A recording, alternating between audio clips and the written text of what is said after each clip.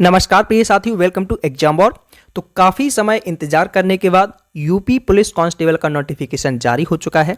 अभी तक के इतिहास में यूपी पुलिस की सबसे बड़ी भर्ती होने जा रही है, क्योंकि अभी से पहले इतनी बड़ी संख्या में वैकेंसीज नहीं आई हैं पुलिस की। तो बहुत सुनहरा मौका है आप सभी के पास।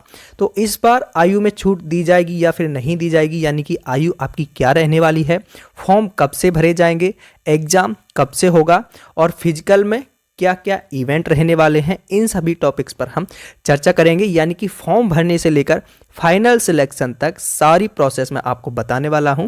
तो वीडियो को अंत तक देखिएगा, सारी चीज़ें आपको समझ में आ जाएंगी। तो देखिए, ये है यूपी पुलिस कांस्टेबल का नोटिफिकेशन, जिसमें आपकी टोटल जो वैकेंसीज हैं वो 60,244 हैं। कितनी है? 60,244। अब इसमें जो जनरल कैटेगरी के बच्चे हैं उनके लिए 24,102 वैकेंसीज हैं। ईडब्ल्यूएस वालों के लिए 6,024 वैकेंसीज हैं। अन्य पिछड़ा वर्ग यानी कि ओबीसी वाले कैंडिडेट्स के लिए 16,264 वैकेंसीज हैं। एससी वालों के लिए 12,650 वैकेंसीज और एसटी वालों के लिए 1,204 वैकेंसीज हैं। और जो भी कैंडिडेट ऐसे हैं जो कि अदर स्टेट से फॉर्म भरेंगे तो वो जनरल कैटेगरी में ही आएंगे, तो उनके लिए ये वैकेंसीज हैं 24,102। तो इस प्रकार कुल वैकेंसी 60,244 आपकी इस बार हैं।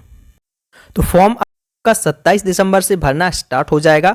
27 दिसंबर से फॉर्म भरना स्टार्ट होकर आपके 16 जनवरी तक आप इसका फॉर्म भर सकते हैं। लेकिन आपने अगर फॉर्म भरा है, फॉर्म भरते समय अगर आपका पेमेंट नहीं हो पाया है तो पेमेंट आप 18 जनवरी तक कर सकते हैं। इसी के साथ साथ अगर आपका फॉर्म भरते समय कोई भी आपसे गलती हुई है फॉर्म में, तो उसमें एडिटिंग भी आप 18 जनवरी तक कर सकते हैं। तो कोशिश कीजिए आपकी फॉर्म जल्दी से जल्दी भर दीजिए, क्योंकि बहुत संख्या में फॉर्म डलेंगे और दिन बहुत ज़्यादा नहीं हैं, क्योंकि 27 दिसंबर से लेकर 16 जनवरी तक केवल आपके फॉर्म डलने वाले हैं। तो इसी बीच आपको शुरुआती दिनों में ही फॉर्म डाल देना है, क्योंकि भरोसा नहीं रहता लास्ट टाइम वेबसाइट चले ना चले, वेबसाइट बिजी आ जाए। क्योंकि एमपी पुलिस के टाइम भी यही हुआ था। एमपी पुलिस में बहुत ही कम समय दिया था, यानी कि लगभग 15 दिनों का समय दिया था। इसमें समथिंग आपका 21 दिनों का समय है, तो बहुत ज़्यादा अंतर नहीं है। तो एमपी पुलिस में क्या हुआ था कि बहुत सारे बच्चों ने फॉर्म ही नहीं भर पाया था, क्योंकि लास्ट टाइम में वेबसाइट इतनी बिजी हो गई थी, बहुत सारे बच्चे फॉर्म भर नहीं ही पाए थे। और जो आपके फॉर्म भरने की डेट है वो भी एक्सटेंड नहीं हुई थी, यानी कि जितने बच्चों का फॉर्म भर गया था केवल उन्हीं ने ही एग्ज़ाम दिया है।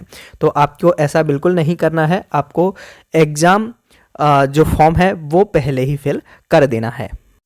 इसके बाद हम बात करते हैं कि आपकी एलिजिबिलिटी क्या रहने वाली है। तो शैक्षिक एलिजिबिलिटी की अगर बात करें, शैक्षिक अर्हता, तो भारत में विधि द्वारा स्थापित बोर्ड द्वारा 10वीं एवं 12वीं कक्षा उत्तीर्ण होना चाहिए या सरकार द्वारा मान्यता प्राप्त समकक्ष अर्हता होनी चाहिए, यानी कि आपका 10th और 12th होना इसमें आवश्यक है। और इसके बाद अगर बात करें अधिमानी अर्हताएं, तो इसका क्या मतलब है ये भी आपको बताता हूं। तो देखिए, अन्य बातों के समान होने पर ऐसे अभ्यर्थी को अधिमान दिया जाएगा जिसने आपका DOEACC या फिर NIELT सोसाइटी से कंप्यूटर में O स्तर का प्रमाण पत्र प्राप्त किया हो, या फिर प्रादेशिक सेना में न्यूनतम 2 वर्ष की अवधि तक सेवा की हो, या फिर राष्ट्रीय कैडेट कोर का यानी कि NCC का B प्रमाण पत्र प्राप्त किया हो। तो ये सभी के लिए अनिवार्य नहीं है, मैं आपको बता दूं, ये केवल उन कैंडिडेट्स के लिए अनिवार्य है। मानो कि 2 कैंडिडेट्स ऐसे हैं जिन्होंने एग्जाम दिया, ठीक है।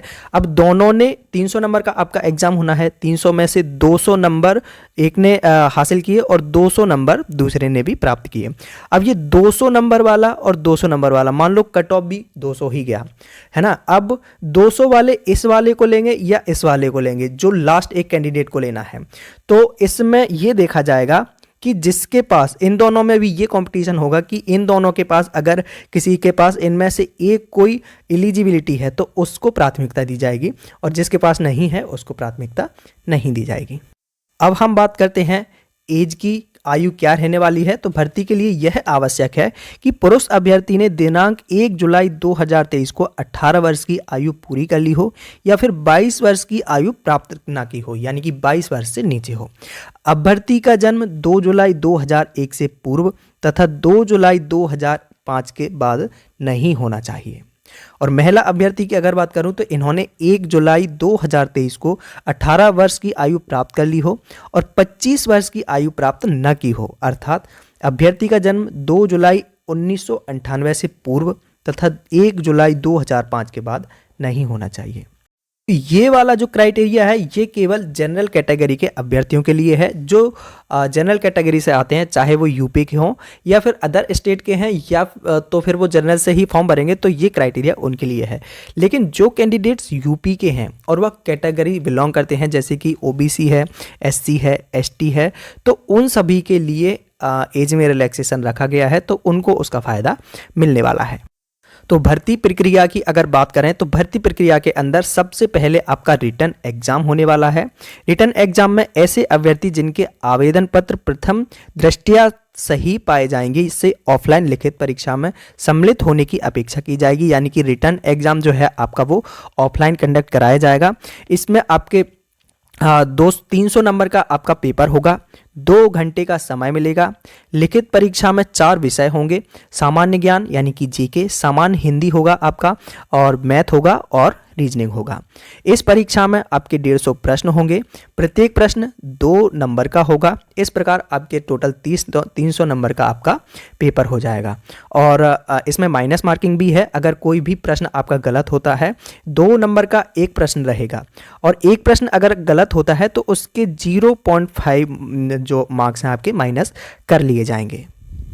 रिटन एग्जाम के बाद आपका डॉक्यूमेंट वेरिफिकेशन होगा और फिजिकल स्टैंडर्ड टेस्ट होगा, यानी कि आपकी जो नापतौल है वो की जाएगी। आपका डॉक्यूमेंट वेरिफिकेशन और नापतौल, आपकी हाइट, चेस्ट, ये सारी चीज़ें, तो ये दोनों चीज़ें हो जाएंगी। बाकी जिसको भी ये नोटिफिकेशन पूरा कंप्लीट पढ़ना है उसके लिए मैं आपको बता दूं, मैं टेलीग्राम चैनल है मेरा एग्जाम वॉर, तो उस पर मैं ये पूरी पीडीएफ डाल दूंगा और इसकी टेलीग्राम की लिंक मैं यूट्यूब के इस वीडियो के डिस्क्रिप्शन में भी डाल दूंगा, तो वहाँ से आप पूरी पीडीएफ डाउनलोड कर सकते हैं। क्योंकि वीडियो में मैं केवल मेन पॉइंट्स को डिस्कस करूंगा, सारी चीज़ों को आपको बताऊंगा तो वीडियो बहुत लंबा हो जाएगा। तो आपका डॉक्यूमेंट वेरिफिकेशन हो गया रिटन एग्जाम के बाद और आपका फिजिकल टेस्ट हो गया। उसके बाद आपका फिजिकल एफिशिएंसी टेस्ट होता है। बहुत सारे बच्चों के मन में ये डाउट होगा कि फिजिकल जो स्टैंडर्ड टेस्ट होगा उसमें क्या एलिजिबिलिटी चाहिए, तो आपको बता दूं कि पुरुष अभ्यर्थी के लिए न्यूनतम शारीरिक निम्नवत है, आपकी 168 सेंटीमीटर हाइट होनी चाहिए। ये दिल्ली पुलिस से थोड़ा कम है, 168 सेंटीमीटर। दिल्ली पुलिस में आई थिंक 170 मांगते हैं ना, तो 168 होनी चाहिए। और जो भी एसटी कैटेगरी के कैंडिडेट्स हैं उनको 160 सेंटीमीटर अगर उनकी हाइट है तो वो उनके लिए सफिशिएंट है। और सीना आपका 79 सेंटीमीटर होना चाहिए, फुलाने पर 84 सेंटीमीटर होना चाहिए। सीना कितना? 79 सेंटीमीटर, फुलाने पर 84। लेकिन जो भी कैंडिडेट एसटी कैटेगरी से आते हैं उनके लिए 77 सेंटीमीटर बिना फुलाए, फुलाने के बाद 82 सेंटीमीटर उनका सीना होना चाहिए, यानी कि न्यूनतम आपका 5 सेंटीमीटर सीना फुलाना अनिवार्य है। उसके बाद अगर जो फीमेल कैंडिडेट्स हैं उनकी बात करते हैं तो उनकी हाइट, जो भी ऐसी फीमेल्स हैं जो कि जनरल, ओबीसी और एससी कैटेगरी से आती हैं, तो उनके लिए 152 सेंटीमीटर हाइट होना जरूरी है। और जो भी एसटी कैटेगरी से कैंडिडेट्स आती हैं ऐसी, तो उनके लिए 147 सेंटीमीटर हाइट होना जरूरी है। और वजन सभी महिलाओं के लिए 40 किलोग्राम वजन होना अनिवार्य है। तो ये तो हो गया आपका फिजिकल स्टैंडर्ड टेस्ट, इसको आप क्वालिफाई कर लेते हैं। फिर आपका होता है फिजिकल एफिशिएंसी टेस्ट। तो इसमें आपका फिजिकल होगा, इसमें आप जाएंगे, इसमें आपकी रनिंग होगी। तो रनिंग में आपको बता दूं, रनिंग इसकी बहुत ईजी है, क्योंकि जो मेल कैंडिडेट्स हैं, जो लड़के हैं, उनको 4800 मीटर यानी कि 4.8 किलोमीटर 25 मिनट में दौड़ पूरी करनी है। और जो भी फीमेल कैटेगरी से हैं, जो भी लड़कियां हैं, तो उनको 2400 मीटर यानी कि 2.4 किलोमीटर 14 मिनट में पूरी दौड़ करना है। तो इस प्रकार अगर आप फिजिकल एफिशिएंसी टेस्ट को भी पास कर लेते हैं तो उसके बाद फाइनल सिलेक्शन की एक लिस्ट जारी होती है, यानी कि फिर से एक मेरिट की सूची बनती है। मेरिट में फिर जो भी कैंडिडेट्स आ जाते हैं उनका फाइनल सिलेक्शन हो जाता है। तो मैं आप सभी को यही शुभकामनाएं देता हूं कि जितने भी बच्चे इस एग्ज़ाम में अपीयर हों और जितने भी बच्चों ने ईमानदारी से इस एग्ज़ाम के लिए मेहनत की है, उन सभी का सिलेक्शन इस बार जरूर हो जाए। बाकी लगातार ऐसे ही अपडेट प्राप्त करने के लिए चैनल को सब्सक्राइब करके बेल आइकन पर क्लिक जरूर कर लें ताकि प्रत्येक वीडियो का नोटिफिकेशन आपको प्राप्त हो सके। Exam war always with you. Thank you for watching video.